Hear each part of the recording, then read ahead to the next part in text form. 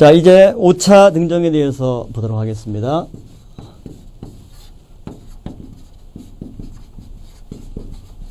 자, 4차 등정에서 십계명과 세부 율법들을 받고 이튿날 언약 체결 예식을 거행을 했습니다. 이것이 3월 7일 토요일이 되겠죠.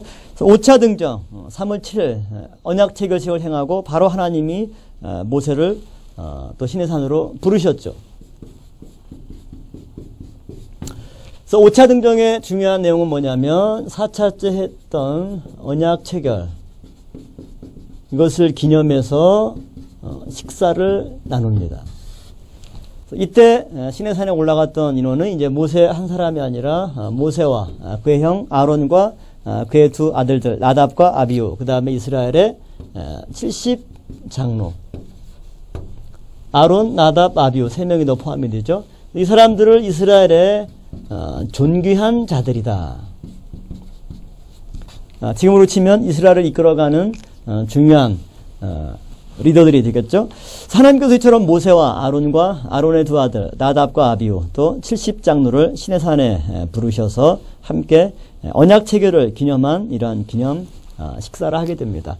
기념 식사를 하게 되는데 좌석의 배치를 보면 모세만 산 정상에 올라가고 나머지 70장로들은 간격을 두어서 모세와 똑같은 영적 지도자지만 나머지 지도자들 간에 지도력의 차이가 있음을 하나님께서 구분을 하셨던 것이죠. 그 다음에 이제 이처럼 언약 체결 예식과 그 다음에 그것을 기념한 기념 식사를 하고 5차 때는 내려오게 됩니다. 여기서 중요한 것이 뭐냐면 기념 식사가 갖는 영적인 의미가 뭐냐. 자, 성경에서 이처럼 하나님과 백성 간의 식사를 같이 한다라고 하는 것, 이것은 구원을 가리킵니다. 구원받은 자가 하나님의 이런 식사에 초대가 되어서 함께 한 상에서 둘러서 먹고 마시는 은혜를 누릴 수가 있는 것이고요. 두 번째는 천국의 기쁨을 상징을 해줍니다. 이 땅에서 삶은 그야말로 얼굴에 땀이 흘러야 먹을 것을 입에 넣을 수 있는 수고와 노동의 삶이 타락한 이후 지상에서의 삶이죠. 그러나 천국의 기쁨은 뭡니까? 우리가 잔치 자리에서 함께 식사할 때 그 순간만큼은 세상의 모든 근심과 고통을 잊고 그 다음에 정말 맛있는 또 음식을 먹으면서 기쁨과 또 만족을 얻을 수 있는 것처럼 천국의 삶은 우리가 이런 잔치에 참여해서 맛있는 식사에 동참하는 것과 같은 기쁨이 충만한 세계가 바로 천국이 되겠죠. 그렇기 때문에 예수님께서도 공생의 사역 가운데 굉장히 중요한 사건들이 있을 때마다 죄인과 세리와 정말 당신의 구원의 대상자들을 불러서 함께 식사에 참여시켜서 식탁 교제를 나누셨던 것을 볼 수가 있죠. 5차 등정 때처럼 하나님께서 모세와 이스라엘의 대표자들을 불러서 시내산에서 언약 체결 기념 식사를 하셨던 것을 볼 수가 있습니다. 5차에 관한 내용들, 특히 내려온 기록은 성경에 나와 있지 않지만 그러나 모세가 6차 시내산에 오르기 전에 아론과 훌과 장로들에게 뒷일을 부탁한 것들을 볼 때 시내산에서 이미 내려와 있었음을 알 수가 있겠죠. 그 다음에 이제 6차 등정 과정에 대해서 살펴보도록 하죠. 자, 6차 때는 이제 3월 8일 그 다음 날에 같이 올라가게 되었습니다. 그래서 3월 8일 6차 때 시내산에 다시 올라갈 때 이때 6차의 중요한 내용은 이제 뭐냐면 40일 금식 기도가 있었죠.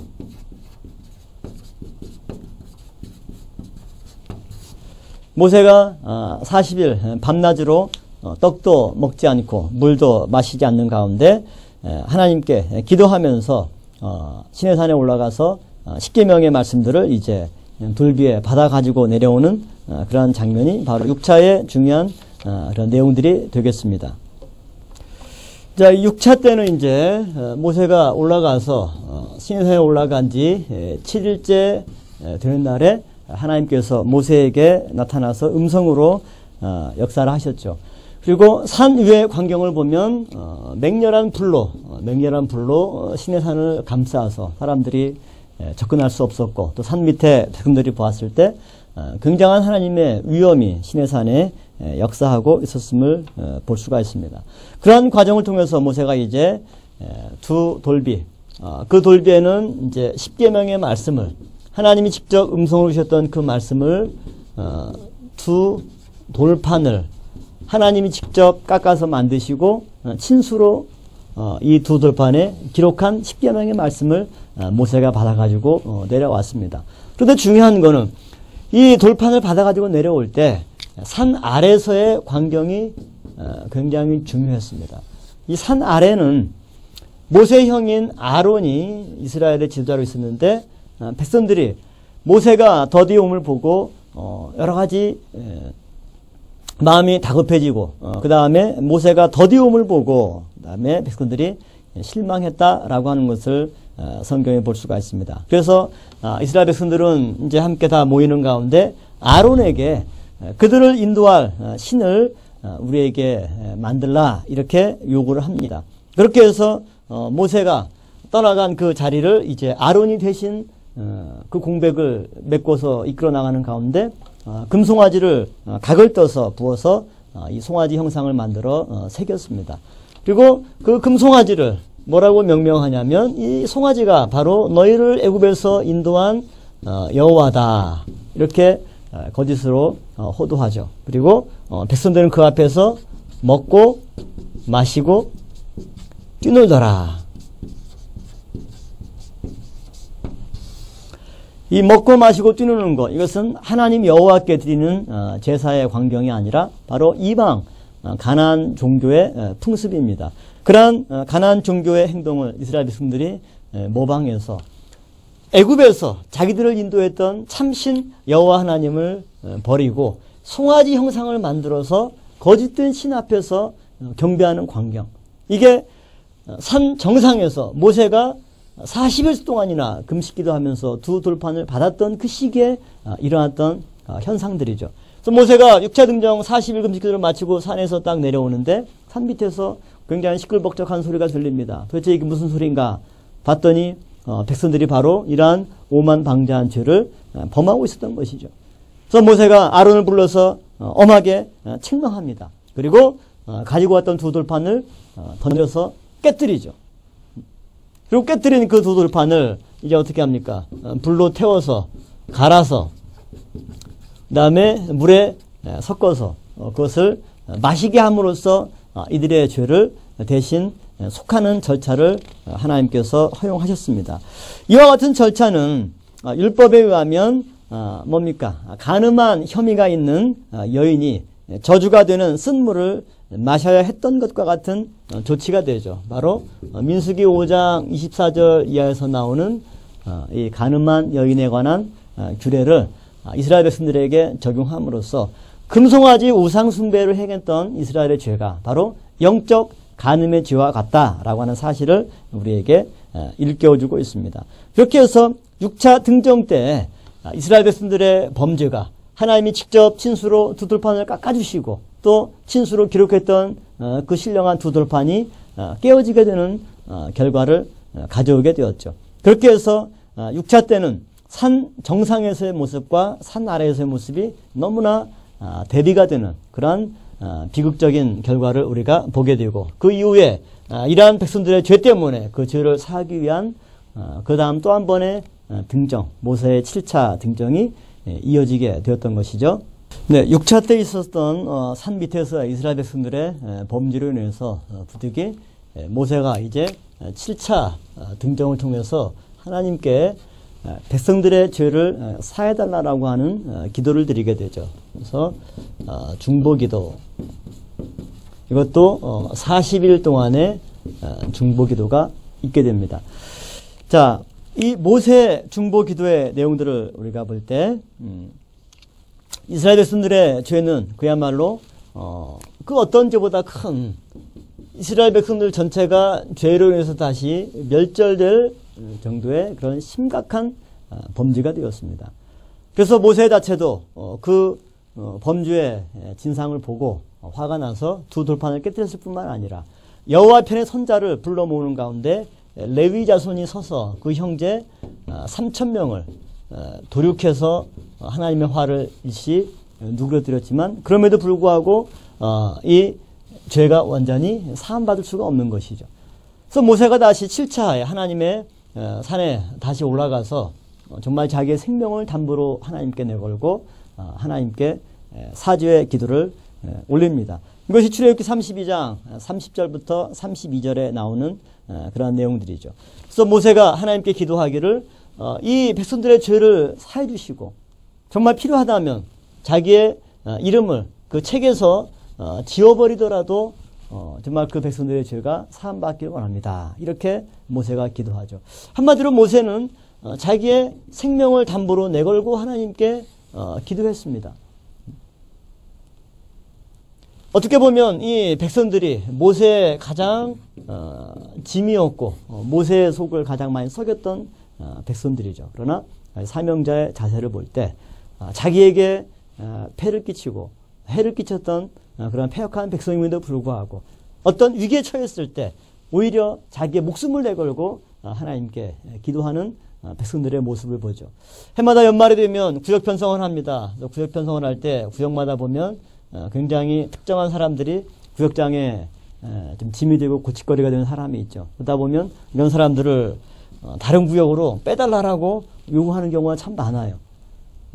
뭐 이런 사람들은 굉장히 비참하죠. 그래서 다른 구역에 얘기하면 이쪽 구역장은 또 받습니까? 싫다고 해서 또 딴 구역으로 빼버리죠. 한마디로 탁구공과 같이 어느 구역에도 환영받지 못하는 그런 사람들이 있습니다. 이처럼 우리는 대부분 굉장히 나한테 좀 까칠하고 해가 되면 내가 그냥 그 사람을 제거하려고 하지 그 사람 때문에 교회 목사님들에게 자기의 직분을 내걸고 생명을 내걸고 그 사람을 맡아서 용서해달라고 또 변화를 위해서 기도한 사람이 사실 드뭅니다. 그런데 모세는 자기에게 가장 폐를 끼쳤던 백성들을 걸머쥐고 하나님께 올라가서 40일씩이나 엎드려서 기도하는 가운데 하나님 앞에 이들의 죄를 사해달라고 하는 간절한 기도를 드리게 됩니다. 그래서 하나님께서 모세의 기도를 들으시고 어떻게 명령하느냐? 좋다. 먼저 단장품들을 다 제거해라. 7차 때 이제 5월 28일 날 화요일 날이 되죠. 이때 올라가서 내려오는 가운데 내려와서 이때 단장품을 다 제거하고 그 다음에 두 번째 뭡니까? 임시 회막을 건립합니다. 진의 중앙에 있던 하나님의 성막이죠. 그런데 하나님께서 임시 회막을 단 진 바깥에 건립을 해서 하나님을 만나려면 이제 가운데 편하게 쉽게 만날 수 있었던 이런 하나님과의 관계가 이스라엘의 범죄로 말미암아 회막을 진 밖에 건설해서 진 밖으로 나와서 하나님을 만나고 들어가는 그러한 결과를 가져오게 되었던 겁니다. 그래서 7차 때 5월 28일 날 이제 7차 등정 모세가 내려와서 이와 같이 하나님의 명령을 백성들에게 전달하고 하나님께서 그들의 죄를 용서해 주셨던 것을 볼 수가 있죠. 이렇게 해서 이제 6차 때 범죄했던 백성들의 죄를 하나님께서 용서해 주시고 다시 깨뜨려진 십계명의 두 돌비를 받기 위해서 모세가 마지막 8차 시내산 등정길에 오르게 됩니다. 자, 이제 마지막 8차 등정을 보도록 하죠. 8차 등정 5월 30일 금요일에 모세가 다시 시내산에 올라가게 됩니다. 8차 때는 이제 하나님께서 요구하신 게 모세로 하여금 두 돌판을 깎아서 올라오라. 깎아서 올라오는데 어떻게 깎느냐? 처음 것과 같게 깎아서 올라오라. 처음 6차 때 받았던 이 두 돌비는 하나님이 친히 깎아주신 돌비라면 8차 때는 모세가 원래 하나님이 주셨던 그 오리지널 돌판 모양을 유추해서 모조품으로 친히 모세가 이제 이 두 돌판을 깎게 됩니다. 그리고 십계명의 내용은 하나님이 역시 친수로 기록하게 되죠. 그래서 이 두 돌판을 하나님의 언약궤 속에 담아두게 되는 것입니다. 그래서 하나님의 십계명의 말씀이 이처럼 두 돌판에 기록이 되어서 하나님의 언약궤에 보관이 되게 되었던 것이죠. 그리고 8차 등정 과정에서도 하나님께서 이 돌판을 주실 때 모세가 40일 금식 기도를 하는 가운데 십계명의 말씀을 받게 되는 겁니다. 그래서 1차부터 8차까지 등정 과정에서 6차, 7차, 8차는 다 40일씩 기간이 소요됐는데 6차와 8차는 금식하면서 40일을 보냈고 7차 때 중보기도 할 때는 금식은 하지 않았지만 하나님 앞에 그 40일의 기간을 채웠던 것을 볼 수가 있죠. 이렇게 해서 모세가 이제 두 돌판을 가지고 산에서 내려옵니다. 내려왔을 때가 40일 지나니까 이제 7월 10일이 되겠죠. 7월 10일 이때 모세가 내려오게 됩니다. 자, 시내산에서처럼 하나님과 대화하고 십계명의 두 돌반을 받아가지고 내려왔을 때 모세에게 어떤 현상이 나타났느냐? 모세 얼굴에 환한 광채가 나타났습니다. 모세 얼굴에 광채가 얼마나 났는지 그 모세와 대화하는 이스라엘 백성들이 그 빛을 감당하지 못했습니다. 그래서 모세에게 요구하기를 야, 너무 빛이 세서 우리가 눈이 부셔서 당신을 볼 수 없으니까 얼굴을 수건으로 좀 가려라. 그래서 이렇게 모세 얼굴에 수건으로 그 광채를 가리게 되는 결과를 가져왔었죠. 그래서 모세가 백성과 대화할 때는 얼굴에 수건을 가리고 얘기하고 성막에 들어가서 하나님과 대화할 때는 하나님과는 수건이 필요 없겠죠. 그때는 수건을 벗고 하나님과 만나서 영적인 교제를 나누고 성막에서 나와서 백성들과 대화할 때는 그 얼굴의 광채로 인해서 얼굴에 수건을 두르고 백성들과 얘기했다. 이렇게 출애굽기 34장 33절부터 35절에 걸쳐서 증거를 하고 있습니다. 자, 그러면 이처럼 모세 얼굴에 나타난 광채 그리고 얼굴을 가리었던 수건은 각각 무엇을 의미하느냐? 광채라고 하는 것은 빛을 가리키죠. 그래서 우리가 하나님의 말씀을 받게 되면 우리의 죄가 사함받고 은혜를 받게 되면 얼굴이 점점 빛나게 돼요. 사람도 고민이 있고 정말 일들이 잘 안 풀리면 어떻습니까? 그 모든 근심이 사실 얼굴빛에 나타나죠. 사람들이 얘기합니다. 요즘 당신이니까 얼굴이 왜 이렇게 어두워? 부인하려고 하지만 아무 일 없어요. 이렇게 얘기해도 얼굴에 다 쓰여 있는데 이렇게 사람들이 얘기하죠. 우리의 내면의 문제를 감출 수가 없어요. 내가 아무리 입을 다물고 비밀로 지킨다 할지라도 어디에 나타나느냐? 얼굴 표정에 나타납니다. 얼굴이 어두워져요. 근심이 있으면 얼굴이 캄캄할 수밖에 없습니다. 반대로 기쁜 일이 있고 좋은 일이 있으면 내가 아무리 감추려고 해도 내가 아무리 표정 관리를 한다 할지라도 얼굴에 쓰여 있습니다. 얼굴이 빛나고 환하고 무슨 좋은 일이 있구나 이것을 다 알 수 있는 겁니다. 마찬가지로 모세는 하나님을 만나서 이 귀한 말씀의 돌비를 받고 내려올 때 모세가 하나님의 영광의 빛으로 은혜의 빛으로 확 변화가 되어서 그 얼굴에 광채가 나타나게 되었던 것이죠. 이러한 빛은 바로 우리가 하나님의 말씀을 받게 되면 우리의 심령과 육신이 변화되게 된다라고 하는 사실을 말씀해주는 중요한 하나의 근거가 되겠습니다. 그래서 마태복음 17장에서 이것은 변화산 사건이 있는 거죠. 마태복음 17장에서 예수님께서 변화산상에서 올라갔을 때 얼굴이 어떻게 됐습니까?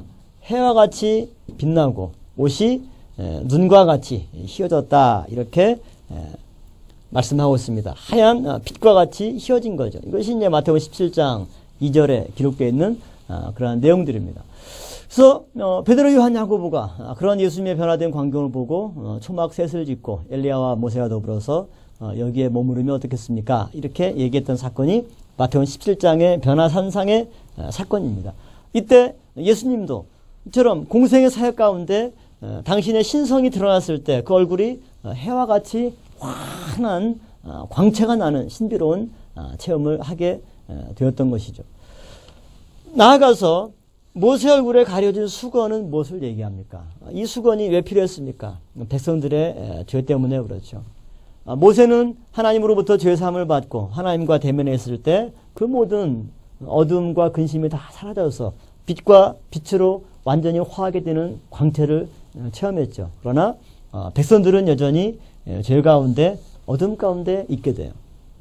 우리가 어둠에 있다가 갑자기 환한 데로 갑자기 나오면 우리의 눈이 적응하지 못해가지고 일시적으로 캄캄하고 아무것도 보지 못하는 그런 순간을 경험하게 됩니다. 시간이 지나서 차차 우리의 눈이 빛에 적응했을 때 그 눈부심을 이기고 올바로 볼 수가 있는 것이죠. 마찬가지로 이스라엘 백성들은 여전히 어둠 가운데 죄 가운데 있다 보니까 빛으로 화한 모세의 그 얼굴을 감당하지 못했습니다. 그래서 수건은 이처럼 완전히 말씀으로 깨닫지 못하고 변화되지 못한 사람들에게 일시적으로 필요한 완충 역할을 하는 것이 바로 수건이었죠. 이 수건을 사도 바울은 뭐로 얘기하고 있습니까? 이것은 한마디로 율법의 수건이다. 이스라엘 백성들이 모세가 얼굴을 수건으로 가리고 수건으로 새어나온 희미한 빛을 보면서 모세의 얼굴에 있는 그 광채의 광경을 추정했죠. 마찬가지로 모세로 상징되는 이 율법은 하나님의 온전한 말씀을 100% 대변하는 것이 아니고 이 말씀을 온전한 빛으로 비유한다면 율법은 수건 뒤로 새어나온 희미한 빛이 바로 율법입니다. 그렇기 때문에 이 율법의 수건은 언젠가는 벗겨져야죠. 모세만 하나님과 대면하는 그러한 위치에 서는 것이 아니라 이제 하나님의 말씀으로 양육받는 우리 성도들도 모세처럼 수건이 없이 직접 하나님과 만나서 영적인 교제를 나눌 수 있는 차원으로까지 우리가 올라가야 돼요. 그렇기 때문에 사도 바울은 고린도전서 3장 6절에서 9절까지 모세의 8차 등정 과정에서 나타난 이 광채의 현상을 쭉 소개하면서 뭐에 주목시킵니까? 바로 이 수건에 대해서 주목하고 있죠. 우리가 지금까지 받았던 이 말씀은 바로 율법의 말씀이고 비유로 얘기하면 모세 얼굴에 가리워진 수건 밖으로 희미하게 새어나온 빛에 불과하다. 그러나 예수님께서 우리에게 증거한 말씀은 수건 밖으로 새어나온 것이 아니라 수건을 벗고 얼굴과 얼굴이 서로 보는 것처럼 빛과 빛으로 서로 화한 것과 같은 참된 말씀이 바로 예수님께서 우리에게 주신 말씀이다. 우리가 이제 그 말씀을 받아야 되지 않느냐라고 하는 것이 고린도후서 3장에서 증거하고 있는 사도 바울의 이 말씀이 되겠습니다. 이렇게 해서 모세는 8번째 등정을 통해서 십계명의 두 돌비를 받아오고 또 하나님과 직접 대화하는 가운데 그 얼굴에 환한 광채를 끝으로 8차에 걸친 등정 과정을 마치게 됩니다. 이것은 우리에게 뭘 증거해 주고 있습니까? 우리의 신앙의 여정의 결과가 뭐로 나타난다는 겁니까? 광채로, 빛으로 나타난다라고 하는 거죠. 여러 가지 어떤 많은 미사일구나 말이 필요가 없습니다. 얼굴을 보면 우리 얼굴에 은혜 받은 얼굴이다. 빛으로 화해지는 그런 얼굴이다. 아니면 내가 아무리 교회 신앙생활을 오래 한다 할지라도 얼굴이 어둡고 얼굴에 빛이 나지 않는다. 이것은 분명히 문제가 있겠죠. 여전히 내 얼굴에 수건이 가려져 있는 거겠죠. 오늘 모세의 8차에 걸친 등정 과정을 통해서 우리는 우리 마음 가운데 그늘진 죄악의 수건을 다 벗어버리고 하나님의 영광을 직접 대면하고 하나님의 말씀을 직접 대면함으로 말미암아 빛으로 화하고 하나님의 영과 영으로 만남으로 말미암아서 베드로, 요한, 야고보 세 제자가 변화산상에서 예수님의 변화되신 그 환한 형체를 목격한 것처럼 단순히 우리가 그 말씀의 세계를 목격하는 것으로 끝나는 것이 아니라 우리 얼굴도 모세 얼굴처럼 저런 환한 광채로 바뀌어지고 빛의 아들로 열매를 맺는 우리 모든 성도님들이 되어야만 하겠습니다. 자, 이상으로 8차에 걸친 모든 모세의 시내산 등정 과정을 마치도록 하겠습니다.